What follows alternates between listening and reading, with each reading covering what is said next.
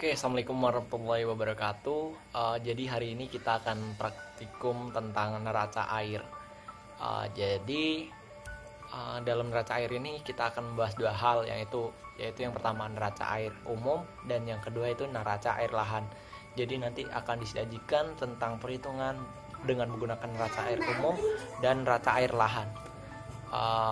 Silahkan untuk menyiapkan laptopnya masing-masing dan tonton video ini sampai habis. Terima kasih. Kita mulai video.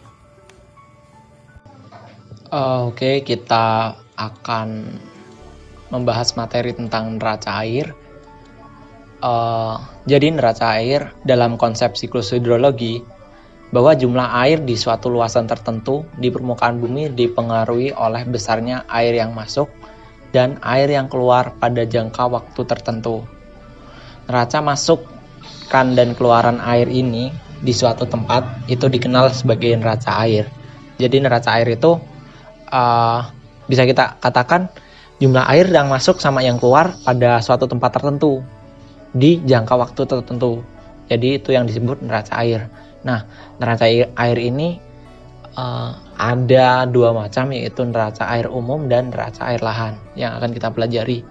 Nah, neraca air, karena air bersifat dinamis, maka nilai neraca air selalu berubah dari waktu ke waktu, sehingga di suatu tempat kemungkinan bisa terjadi kelebihan air atau surplus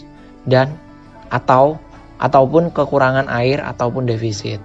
Apabila kelebihan dan kekurangan air ini dalam keadaan yang ekstrim, tentu dapat menimbulkan bencana seperti banjir ataupun kekeringan. Bencana tersebut dapat dicegah atau ditanggulangi bila dilakukan pengelolaan yang baik terhadap lahan dan lingkungannya.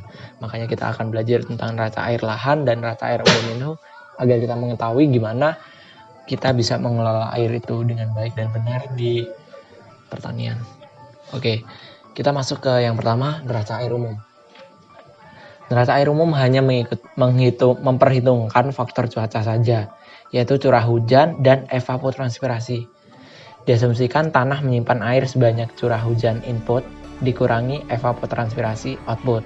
Seperti yang sudah dibahas tadi, bahwa neraca air itu adalah perhitungan jumlah input dan output di suatu waktu tertentu. Karena itu tanah dianggap surplus jika curah hujan melebihi laju evapotranspirasi.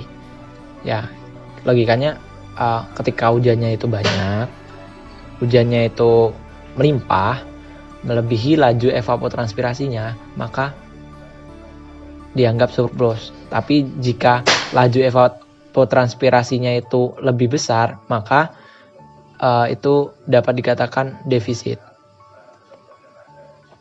atau kekurangan air. Oke, jadi sekarang kita masuk ke dalam cara perhitungan neraca air umum. Nah, di sini kita ada 6 tabel, yaitu curah hujan, etanol, ETP, CHETP, surplus, serta defisit. Nah, ini NA umum ini, neraca air umum ini dihitung per bulannya. Jadi neraca air umum bulanan. Nah, ini kan ada Januari sampai Februari. Nah, di sini datanya itu ada curah hujan sama etanol. Kita bakal nyari ETP, CHETP, surplus, serta defisit. Nah, buat ETP itu cara menghitungnya itu sama dengan 0,7 dikali sama etanolnya. Nah, buat 0,7 ini saya masih kurang paham kenapa dikali 0,7. Kemungkinan ini adalah konstanta untuk menghitung ETP-nya. ETP dari etanol yang ada. Jadi untuk rumusnya tinggal sama dengan 0,7 dikali sama etanolnya. Terusan kalian drag sampai Desember. Nah, kemudian yang di bawahnya itu CH dikurang ETP atau selisih dari curah hujan serta ETP, itu ya sama dengan curah hujannya 470 dikurang sama ETP. Nah, didapetin segini. terus ditarik sampai ujung. Dah. Nah, kemudian kita masuk yang ke surplus serta defisit. Tadi kan udah dijelasin bahwa surplus itu adalah kelebihan air, kalau defisit itu kekurangan air. Jadi kalau yang di sini ini kan CH/ETP, curah hujan lebih besar daripada ETP-nya atau evapotranspirasinya. Jadi buat surplus itu kalian cari yang plus. Yang plus ini, yang plus dari cari yang plus dari CH/ETP-nya. Jadi ini cuma sama atasnya. Sama dengan atasnya. Nah, kemudian kalau di sini ada minus, nih minus 36,1. Nah, itu kalian strip aja di bagian surplus. Di sini di strip juga, terusan udah gitu aja. Kalau defisit berarti kan kekurangan air. Kekurangan itu ditandakan dengan adanya minus di CH dikurang ETP-nya, karena curah hujan di sini itu lebih kecil. Curah hujannya lebih kecil daripada evapotranspirasinya. Jadi kan kekeringan gitu. Ketika curah hujannya banyak tapi curah hujannya sedikit tapi evapotranspirasinya tinggi gitu, berarti mengalami defisit ataupun kekeringan.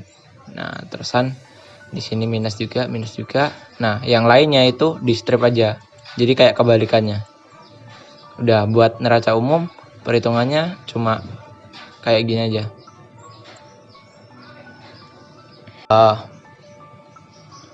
Kemudian kita akan membahas tentang neraca air lahan. Jadi neraca air lahan itu bedanya itu kan di sini akan menghitung faktor cuaca saja. Buat neraca umum faktor cuacanya cuma curah hujan sama evapotranspirasi. Tapi di sini neraca air lahan itu selain faktor cuaca, curah hujan dan evapotranspirasi, faktor tanah juga bakal diperhatikan. Selain itu ada juga kadar. Di sini kan ada rumus CH plus IR sama dengan etanol plus KAT plus DR plus RO runoff. Nah, di sini kan ada irigasi, ada perubahan kadar air tanah, drainase, runoff, itu berpengaruh juga pada perhitungan neraca air lahan. Jadi ada beberapa asumsi yang harus diambil untuk neraca air lahan, yaitu neraca air ini diukur pada lahan datar yang tertutup vegetasi rumput yang rata sehingga laju penguapan diwakili oleh etanolnya. Jadi untuk menghitung neraca air lahan ini kita punya syaratnya, yaitu lahan datar yang tertutup vegetasi rumput. Jadi ada lahan datar yang biasanya kalau itu digunain buat ternak sapi gitu loh. Nah, itu vegetasinya rumput yang rata sehingga laju penguapan diwakili oleh etanol. Tanah terdiri dari butiran yang homogen sehingga kadar air pada saat kapasitas lapang dianggap mewakili seluruh lapisan, dan input air yang diperhitungkan hanya curah hujan. Input airnya kan yang dihitung cuma curah hujan, jadi di situ nggak ada kayak rawa-rawa, kali-kali kecil, itu nggak ada. Jadi itu neraca air lahan. Neraca air lahan cukup panjang itunya, langkah-langkahnya. Jadi rumus umum neraca air lahan adalah CH plus IR sama dengan etanol ditambah delta KAT ditambah DR tambah RO runoff. Kalian tau lah istilah-istilahnya nih. Runoff itu jatuhnya air dari hujan itu loh, runoff. Aliran permukaannya, jatuhnya air hujan terusan dia mengalir ke bawah gitu, runoff. Terus kita masuk ke tahap penyusunan neraca air lahan bulanan. Yang pertama kita akan menyiapkan tabel neraca air lahan. Nah, tabelnya itu kita bakal bikin ada tabel yang seperti ini. Nih, itu neraca air lahan. Tabelnya seperti ini. Ada terdiri dari curah hujan, etanol, KC, ETC, CH/ETC, APWL, KAT, delta KAT, ETA, defisit, serta surplus. Ini lebih kompleks daripada neraca air umum yang tadi. Kemudian yang kedua, kita mengisi data curah hujan bulanan pada baris CH. Cara curah hujannya ini nanti ada datanya sendiri, tinggal masukin. Terusan mengisi data evaporasi juga tinggal masukin. Terus di sini KC-nya juga tinggal kalian masukin aja. Kemudian bentar. Kemudian kita bakal ngitung nilai ETP dari data evaporasi dari panci kelas A yang dikalibrasi dengan koefisien panci dengan nilai 0,6 dikurang 0,7. Di situ ETP, di sini ETC, karena kita makainya itu di nanas. Kita pakai neraca air lahan buat lahan nanas. Jadi konstanta cropnya itu ETC itu mempunyai rumus sama dengan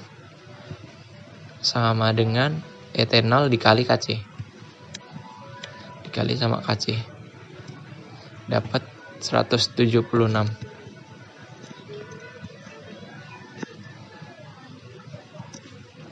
Kita drag sampai habis. Buat ETC kan kemarin itu udah sempat ngitung juga di praktikum sebelumnya, itu udah dihitung juga. Kemudian langkah selanjutnya kita mengisi baris selisih CH dan ETP, CH dikurang ETP. Nah, di sini kan udah ada CH dikurang ETC. Berarti sama dengan curah hujan dikurang sama ETC yang ada. Kita dapat, habis itu kita drag sampai habis.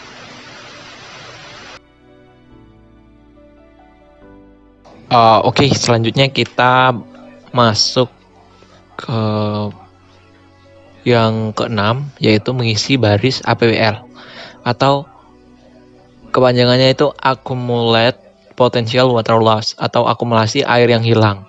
Nah, jadi di sini udah ada kata-katanya. Pengisian dimulai dari kolom di mana CH dikurang ETC bernilai negatif. APWL bulan berikutnya didapat dari penjumlahan nilai APWL bulan sebelumnya dengan nilai negatif CH dikurang ETC. Begitu seterusnya. APWL bulan berikutnya didapatkan dari penjumlahan nilai APWL bulan sebelumnya dengan nilai negatif CH dikurang ETC. Jadi kita masuk ke datanya tadi. APWL di sini kita lihat CH ETC yang bernilai negatif ada di bulan Juli. Jadi kita langsung isi di bulan Juli. Untuk yang pertama itu diisi sama dengan yang atasnya bulan Juli minus 14,5. Nah, kemudian kita lanjutkan. Nah, di sini yang dari bulan Januari sampai bulan Juni itu diisi dengan angka 0 aja. Karena kita mulainya itu dari bulan APWL pertama, bulan Juli. Nah, terus APWL bulan berikutnya didapat dari penjumlahan nilai APWL bulan sebelumnya dengan nilai negatif CH dikurang ETC.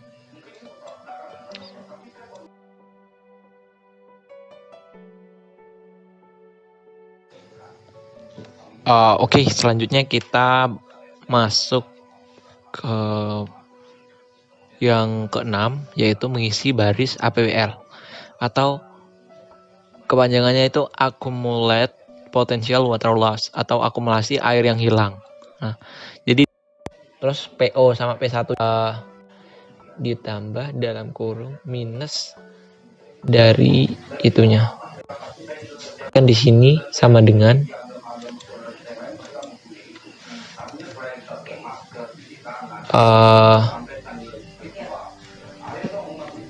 dalam kurung H24 yang sebelumnya itu minus 14,5 ditambah dalam kurung minus dari itunya, datanya, dapat tab.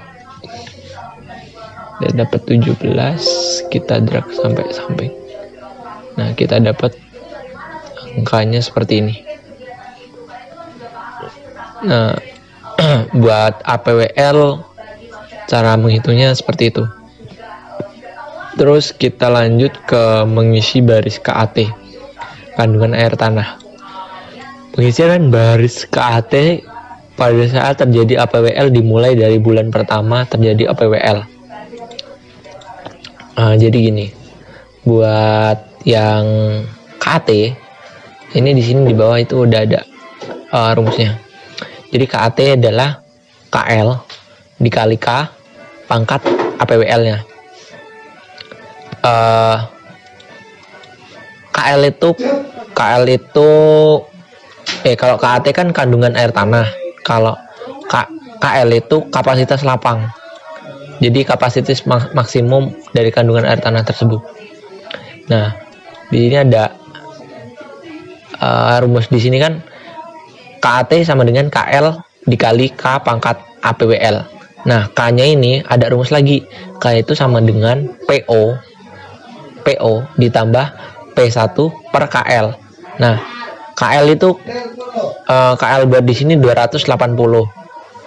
Terus PO sama P1-nya itu udah ada ketentuannya. Jadi kalian masukin P1 per KL kan? P1 per KL. Jadi kalian buat tabel di tabel sini kalian isi sama dengan P1 dibagi oleh KL. Dapat minus 0,004.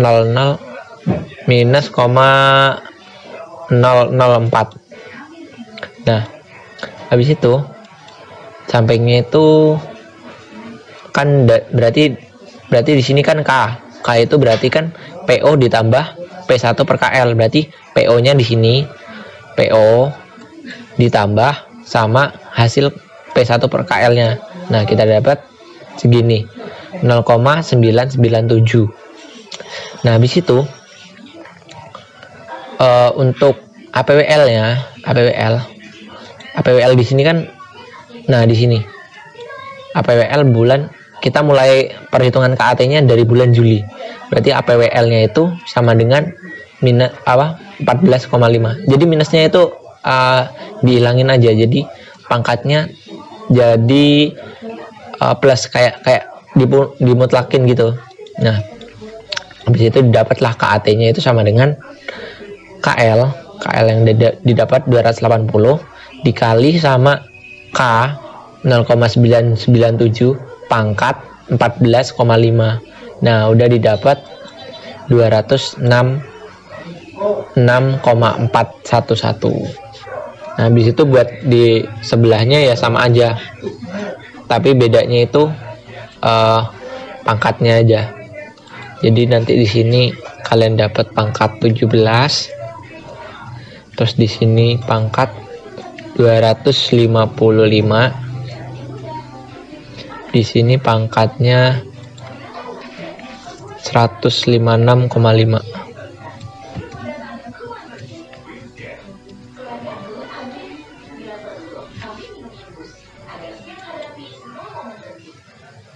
Yap, bener. Nah, udah habis itu didapat KAT. Nah, di sini untuk yang APWL-nya sama dengan 0, kalian kan gini aja. Pangkat 0 itu sama dengan berapa? Pangkat 0 itu sama dengan 1 ya. Jadi kan K pangkat berapapun, K-nya kan 0,997, dipangkatin 0 tetap 1. Jadi A37 sama si KAT untuk APWL-nya sama dengan 0 itu sama dengan KL atau kapasitas lapangnya. Jadi buat yang dapatnya APWL-nya 0, kalian isi 280 semua. Dah, untuk AT dapatnya kayak gitu. Terus langkah selanjutnya kita bakal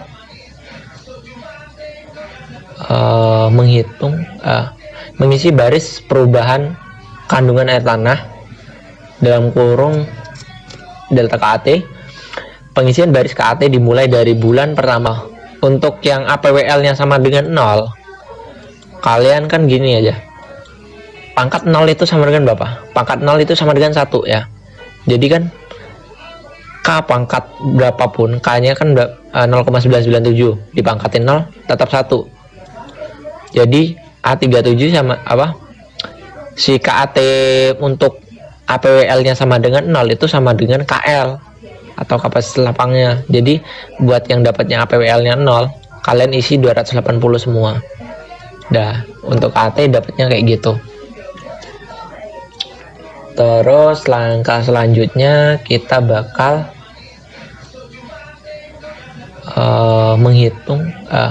mengisi baris perubahan kandungan air tanah. Di sini tuh yang mengalami APWL itu kan ada dari bulan Juli sampai bulan Desember. Jadi buat ETA itu sama dengan kayak atau ETA. Nah, seperti itu. Juli. Jadi sama dengan KAT bulan Juli dikurang KAT bulan Juni. Habis itu kita drag aja. Drag sampai habis. Nah, habis itu buat di bulan Januarinya berarti bulan Januari dikurangi bulan ETA.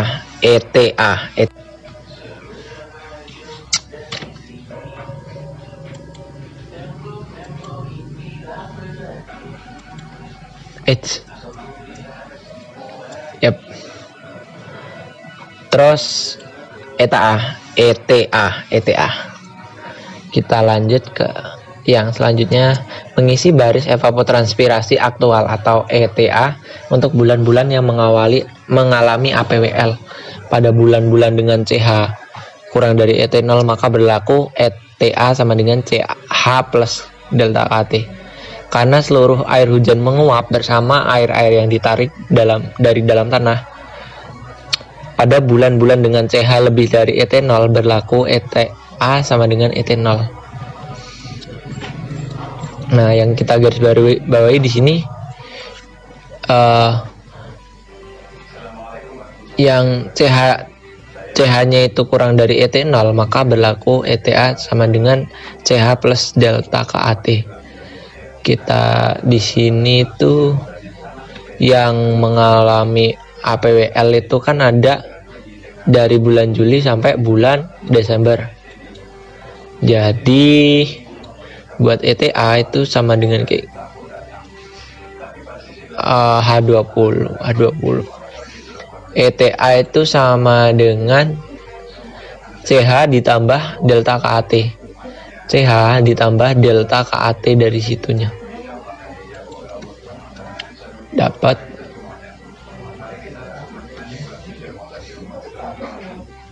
CH ditambah delta KAT, kita drag sampai dah dapat seperti itu. Nah, buat yang di sini yang APWL-nya 0, berarti itu kalian pakai yang ini apa namanya, ETA sama dengan ET0 atau ETA sama dengan ET0. Nah, ETA sama dengan ET0 ya tinggal di drag aja samping di copy yang di atas ini. Ya, habis itu tinggal dua yang terakhir itu defisit sama surplus. Defisit tadi udah dijelasin, defisit itu adalah keadaan ketika CH itu lebih kecil daripada ET0-nya. Jadi di sini apa namanya, mengisi baris defisit. Defisit itu ET0 dikurang ETA. ET0-nya kan 352, yang tadi ETA-nya itu 352, jadi dapatnya 0. Jadi dari bulan Januari sampai bulan Juni itu dapatnya 0 semua buat defisitnya. Jadi asumsinya dari bulan Januari sampai bulan Juni itu nggak ada kekurangan air gitu. Terus untuk bulan Juli sampai bulan Desember itu sama dengan ET0 dikurang ETA, dapatnya seperti ini. Dah kalian tarik, nah dapat kayak gitu. Nah, habis itu buat yang terakhir surplus pada saat tidak ada nilai D dengan persamaan. Surplus itu rumusnya sama dengan CH dikurang ET0 dikurang delta KAT. Dan habis itu dapat semua.